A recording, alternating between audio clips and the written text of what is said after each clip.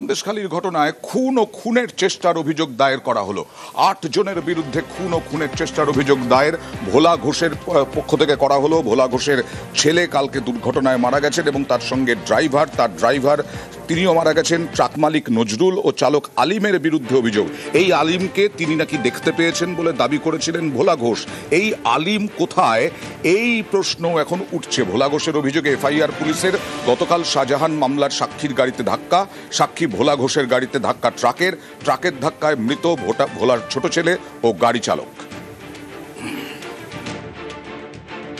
একের পর এক জেলবন্দি থেকে ছাড়া পাওয়া কি থাকতে পারবেন এখানে? যদি প্রশাসন ঠিকঠাক কাজ করে নিশ্চয়ই আবার দাঁড়িয়ে যাবো। আর একটা জিনিস যেটা আমি জানি যে একবার যদি এই হচ্ছিল বাঘের দাম ভেঙে যায় পুনরায় সেই কামাতে পারবে। শাহজাহানকে জেল থেকে আতঙ্কের সামলাতে চালাচ্ছে একদম। আপনি কি সিবিআই ইডি কে বেশ কিছু তথ্য দিয়েছিলেন? দেখেছে না গেলে তো আমাকে অ্যারেস্ট করে নিত। যেটুকু জানি সেটুকু দিয়েছি। আপনাকে সিবিআই নোটিশ দিয়ে ডেকেছে? সিবিআই ইডি একবার না, মিনিমাম 10-12 বার করে যেতে হয়েছে। কেন আপনি তো ছিলেন না? ওর সঙ্গে তো ব্যবসা জড়িত নেই। আচ্ছা, খবরটা বলুন কি হয়েছে? সেটা কবে গেছিলেন আপনি? গিয়েছি আমি আপনার 2024 সালের মার্চের 12 তারিখ থেকে শুরু হয়েছে। মার্চের 12? যে এখনো বেপাত্তা আলিম, সেই আলিমকে দেখেছিলেন ট্রাক চালক হিসেবে ভোলা ঘোষ, তিনি দাবি করেছিলেন। কিন্তু সে কোথায়? শাহজাহান জেলে বসেই সাক্ষীকে খুনের চেষ্টা করেছে বলে অভিযোগ। আর ঘাতক ট্রাক চালক কোথায়, উঠছে প্রশ্ন। যদিও আলিমের বাড়িতে গিয়েছিল নিউজ 18 বাংলা। ট্রাক চালাতে পারেন না আলিম, এমনটাই দাবি তার স্ত্রীর। ফাঁসানোর অভিযোগ তার স্ত্রীর, এবং শাহজাহান ঘনিষ্ঠ নয় বলেও দাবি তার স্ত্রীর। আলিমের স্ত্রী আবার স্থানীয় গ্রাম পঞ্চায়েত সদস্য। আপনার স্বামীর বিরুদ্ধে অভিযোগ উঠছে যে ভোলা ঘোষের গাড়িতে যে লরিটি ধাক্কা মেরেছে সেই লরি আপনার স্বামী চালাচ্ছিলেন। মিথ্যা কথা, ওটা আমার স্বামী ছিল না ওখানে, বাড়িতেই ছিল। কালকে মাঠে ছিল। মাঠে কখন আপনার স্বামী মাঠে গিয়েছিল বাড়ি থেকে বেরিয়ে? আমরা মৃত্যু বাড়িতে ছিলাম, 9টার সময় বাড়িতে এসছে, 9টার থেকে মাঠে গিয়েছে, 10টা নাগাদই তাও মাঠে ছিল। লাস্ট আপনার স্বামী কখন বাড়িতে এসছে?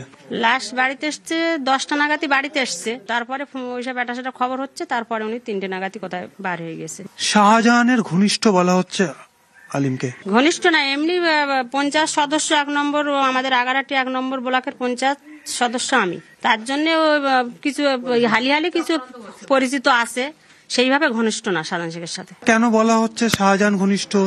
তিনি কালকে গাড়ি চালাচ্ছিলেন আলিম।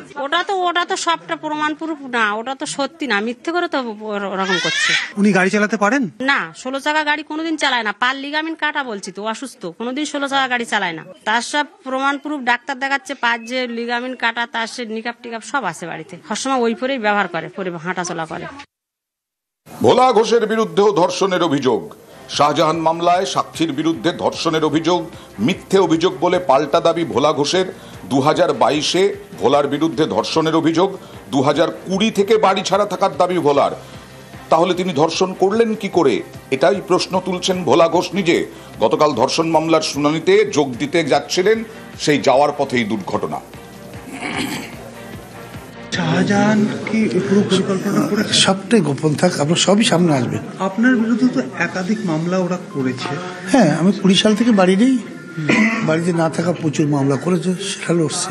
কোনো ধর্ষণের মামলা কি আপনার 2 ছেলের বিরুদ্ধে করে? হ্যাঁ, এই বাড়িটা লুট করা ছিল কিছুই নেই। আমি 20 সালে বেরিয়ে গেছি, 22 সালের আগে এই বাড়িতে ধর্ষণ করেছে।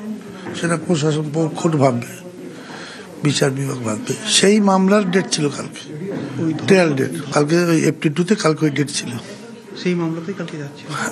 আপনি তো কালকে গিয়েছিলেন রাজবাড়ি আউটপোস্টে, এখন পর্যন্ত কমপ্লেন করেছেন? কালকে লিখেছিলাম, সেটাটুকু ত্রুটি হলো, আমি এখন নিয়ে যাচ্ছি।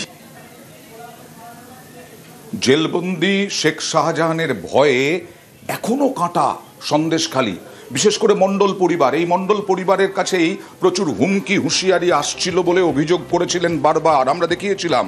সেই মণ্ডল পরিবার বলছেন যে শাহজাহান বাহিনী অভিযোগকারীদের টার্গেট করছে।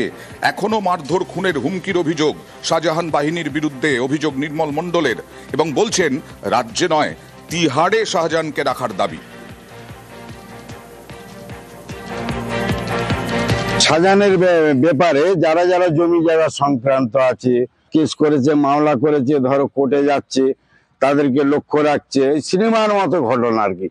তাদেরকে দেখছে রাস্তাঘাটে টার্গেট করে, হয় গাড়ি দিয়ে পিছিয়ে মেরে দিচ্ছে, নয় গুলি করে দিচ্ছে, এরকম পরিস্থিতি চলছে। তা আমরা চাইছি এর একটা বিধি ব্যবস্থা হোক, না তো কি করে এই সন্দেশখালী এলাকার মানুষ এর দিনের পর দিন তো মানে সাজান শেখ নেই, তার থেকে বড় বড় ঘটনা ঘটছে। কে ঘটাচ্ছে, কেন ঘটছে, কেন ঘটছে? তার সাগরে তো বলে গেছিল যে আমি চলে যাচ্ছি কিন্তু আমার হাজার হাজার বাহিনী থাকবে, কেউ বাঁচতে পারবি না।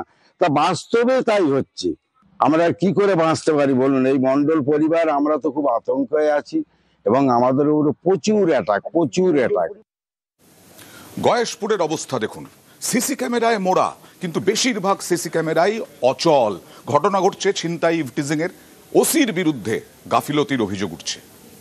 কোনো জায়গায় সিসি ক্যামেরা ঠিক মতন দেওয়া আছে কি না আমি জানি না। যেমন অনেক বাড়িতে থাকে না, কুকুর হইতে সাবধান, সিসি ক্যামেরা হইতে সাবধান লেখা থাকে, হয়তো খারাপ ক্যামেরা শো করে রেখেছে। আইন শৃঙ্খলা খুবই খারাপ।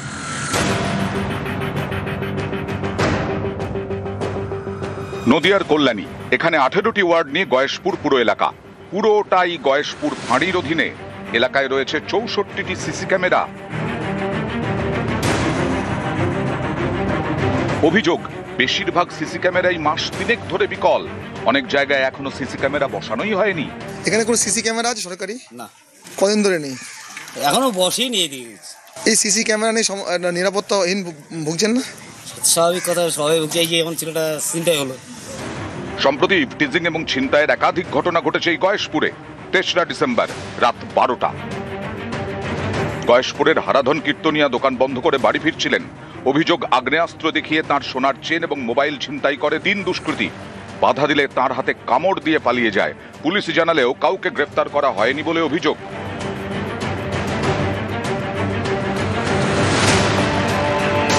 তিনজন ছিল বাইকে।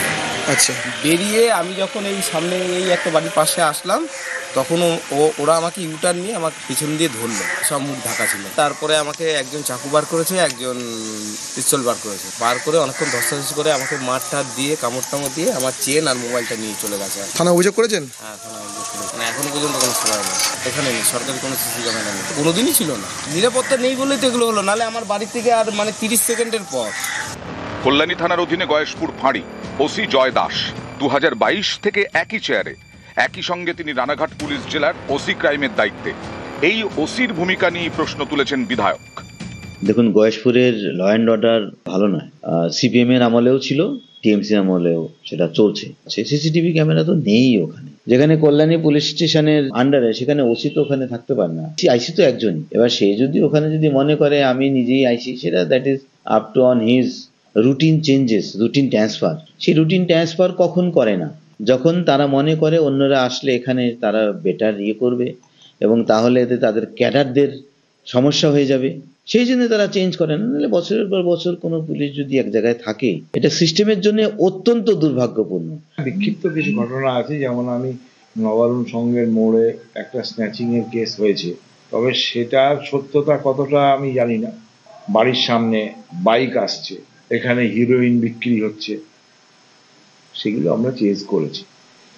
বলে দেখুন, প্র্যাকটিক্যালি আমরা পাইনি কিছু। পুলিশেরও হাত পা বাঁধা। নদিয়া থেকে রঞ্জিত সরকার, নিউজ 18 বাংলা।